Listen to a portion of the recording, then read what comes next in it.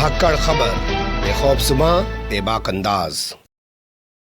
धाकड़ खबर के न्यूज़ से मैं आपके साथ हूं अकरम रईस खान। मिले सुर मेरा तुम्हारा।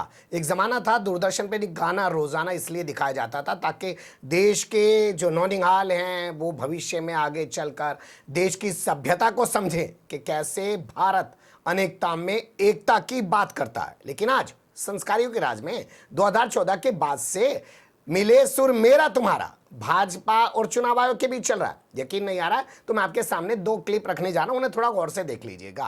पहली क्लिप होगी मोदी सरकार के केंद्रीय मंत्री श्रीमान किरण रिजिजू की और दूसरी क्लिप होगी देश के सीईसी यानी कि chief election commissioner Shri Gyanesh Kumar Gupta ji की। दोनों की बातों को ध्यान से सुनिएगा और आप कहेंगे कि भाई ये तो सुर क्या पूरा ताल मिला हुआ है, जो वो बोल रहा है वही ये बोल रहा है। आप जानते ही हैं आज राहुल गांधी ने एक और हाइड्रोजन बम या आइटम बम जो भी आप उसे कह सकते हैं फोड़ा है।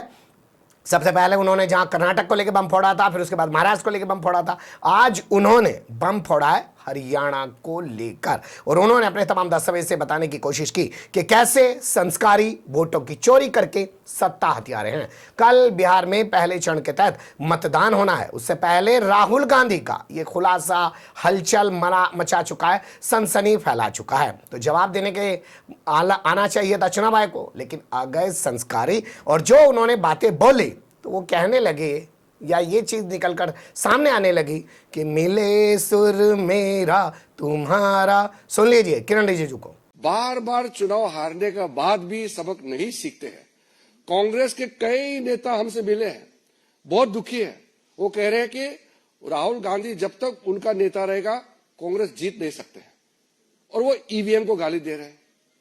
तो इसलिए मैं आपको बहुत साफ साफ कहना चाहता हूं, एक सिंपल प्रोसेस को मैं बहुत शॉर्ट में कहना चाहता हूं, क्योंकि कॉम्प्लिकेटेड नहीं है सिस्टम। हमारा लोकतंत्र बहुत साफ है। हमारा इलेक्शन प्रक्रिया में सबसे पहले इलेक्शन कमीशन इलेक्शन को चलाते हैं। तो इलेक्शन कमीशन का बात मैं आपको नहीं कहूंगा, क्योंकि इलेक्शन कमीशन खुद ही कहेंगे। बीजेपी का नाम लिया है और बीजेपी का मुख्यमंत्री का एक क्लिप को चला के बोला है, इसलिए मैं उसको जवाब देना चाहता हूं। हमारे वहां के हरियाणा के मुख्यमंत्री ने एक लाइन कहा कि हम चुनाव जीतेंगे, हमारा अच्छा व्यवस्था है। व्यवस्था मतलब क्या है? बीजेपी, हमारा डिसिप्लिन, हमारा काडर, हमारा जो कार्यकर्ता, हमारा नेता का समर्पण, हमारा कार्यकर्ताओं का त्याग, ये है हमारा व्यवस्था, ये है हमारा ताकत। इसी से हम विश्वास से कहते हैं कि हम चुनाव जीतेंगे। हम 24 घंटे दौड़ते रहते हैं। मैंने भी अपना जिंदगी में 3-3, 4-4 महीने गांव घर नहीं देखे हुए अलग अलग जगह में पैदल चलते थे। ये हम लोग का सिस्टम है बीजेपी का, ये हमारा व्यवस्था है। इलेक्शन में सबसे पहले वोटर लिस्ट होते हैं, वोटर्स की सूची होते हैं। वो सूची सबके पास उपलब्ध होता है, वेबसाइट में होता है। पॉलिटिकल पार्टी उस सूची को देख सकते हैं और उसके बाद क्लेम्स एंड ऑब्जेक्शन का मौका होता है। कोई भी अगर ऐसा लगे कि उसका नाम कट गया है, कोई फर्जी है, उसको कंप्लेंट देने का सिस्टम होता है। सूची में सिर्फ भारत के नागरिक ही नाम हो सकता है सूची में। अगर कोई गलत हो गया तो उसको हटाने के लिए प्रक्रिया इलेक्शन कमीशन ने चलाया भी है। अभी एसआईआर जो कर रहे हैं वो वोटर लिस्ट शुद्धिकरण के लिए होता है। तो अगर बिहार में सब लोग खुश है कि हाँ हम जेन्युइन वोटर है, मेरा नाम सूची में है, कोई कंप्लेन नहीं है। जो नकली है, जिसका नाम नहीं है या जो इस दुनिया में नहीं है या चले गए हैं, उसका नाम कट गया, वो कंप्लेन नहीं कर रहे हैं, राहुल गांधी रो रहे हैं। वहां पब्लिक खुश है कि शुद्धिकरण होना चाहिए हमारा वोटर लिस्ट का। और प्रॉब्लम सिर्फ राहुल गांधी में है, कांग्रेस पार्टी में भी बहुत लोग अभी दुखी हैं। बिहार में कई लोग कह रहे हैं कि राहुल गांधी उनके वहां प्रचार में ना आए, क्योंकि वो आने से जो थोड़ा कुछ चांस है वो भी बिगड़ जाते हैं। आपने देखा होगा वो आरजेडी के नेता भी कभी भी राहुल गांधी का लाइन का बात करता ही नहीं है, क्योंकि राहुल गांधी दुनिया भर का नाम सारा बात करते हैं तो वो लोगों से कोई कनेक्ट होता नहीं है। जब क्लेम्स एंड ऑब्जेक्शन होता है, वोटर लिस्ट फाइनल होता है, तो उसका वोटिंग प्रोसेस होता है। जो वोटिंग होते हैं उस समय हर पॉलिटिकल पार्टी के पोलिंग एजेंट्स होते हैं। इलेक्शन कमीशन का जितना ऑफिसर्स है वो तो स्टेट गवर्नमेंट का ही ऑफिसर होते हैं, उसको इलेक्शन ड्यूटी में लगाते हैं। फिर बाहर से ऑफिसर ऑब्जर्वर के हिसाब से आते हैं। जब वोटर वोट डालते हैं तो पोलिंग एजेंट, अलग अलग पॉलिटिकल पार्टी के पोलिंग एजेंट्स पोलिंग स्टेशन में रहते हैं, वो चेक करते हैं कौन वोट डाला है, कौन अभी नहीं डाला, वो चेक करता है। अब अगर कांग्रेस का एजेंट वहां अगर नहीं है तो बता दे कि वो एजेंट नहीं रख पाया। पोलिंग एजेंट रहता ही है, हर पॉलिटिकल पार्टी का, हर कैंडिडेट का पोलिंग एजेंट रहता है और उसी हिसाब से वोटिंग होते हैं। उसके बाद में जो वोटिंग होने के बाद अगर कोई उसमें गड़बड़ी है तब इलेक्शन कमीशन को पिटीशन दे सकते हैं, अपील कर सकते हैं। उसमें अगर लगता है कि न्याय नहीं मिला तो फिर आप अदालत जा सकते हैं। ये सब तो करना नहीं इनको।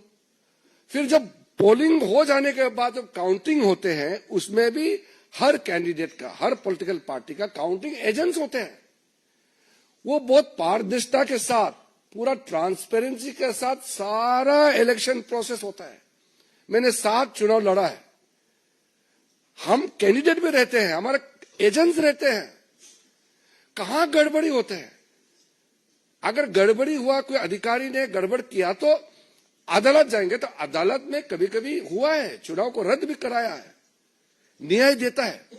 इनको अदालत नहीं जाना है, इलेक्शन कमीशन में अपील नहीं करना है।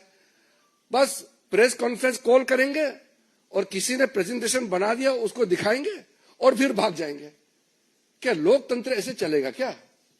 सुनिए आपने, सेम टू सेम यही बात 27-28 तारीख को जो भी हाल फिलहाल में दिल्ली के विज्ञान भवन में प्रेस कॉन्फ्रेंस की थी चुनाव आयोग ने, जिसमें देश के 3 केंद्र शासित राज्यों समेत देश के 12 राज्यों में एसआईआर का जो ऐलान किया है उसमें कही थी। शब्द सुन लीजिए। एसआईआर करते समय एक बहुत बड़ी संख्या में चुनावी कर्मी चुनाव आयोग के साथ कंधे से कंधा मिलाकर काम करते हैं।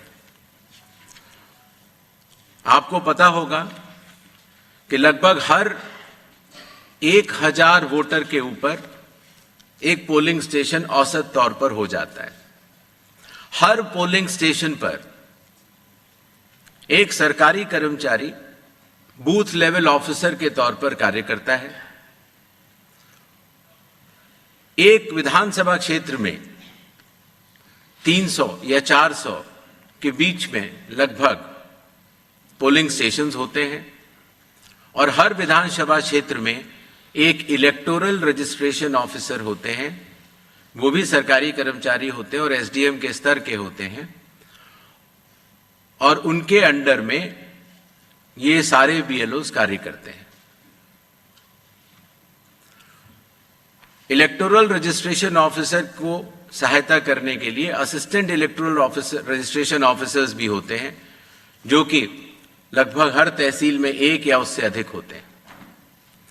ईआरओ एक सब डिविजनल मजिस्ट्रेट के लेवल का अधिकारी होता है, जिसकी कानूनी जिम्मेदारी होती है कि वो मतदाता सूची ड्राफ्ट तैयार करे, जनमानस से मिले हुए क्लेम्स एंड ऑब्जेक्शंस को रिसीव करे और उनके ऊपर एक निर्णय ले और उसके बाद एक फाइनल मतदाता सूची प्रकाशित करे। ईआरओ के इस निर्णय के बाद, अर्थात फाइनल मतदाता सूची प्रकाशित करने के बाद, अगर किसी भी सिटीजन ऑफ इंडिया को, उस विधानसभा क्षेत्र में रहने वाले किसी भी मतदाता को अगर कोई भी अपील करनी हो तो वो उस जिले के जिलाधिकारी के पास कर सकता है और अगर वह जिलाधिकारी के निर्णय से भी असंतुष्ट हो तो उस राज्य के चीफ इलेक्टोरल ऑफिसर के पास अपनी सेकंड अपील दायर कर सकता है।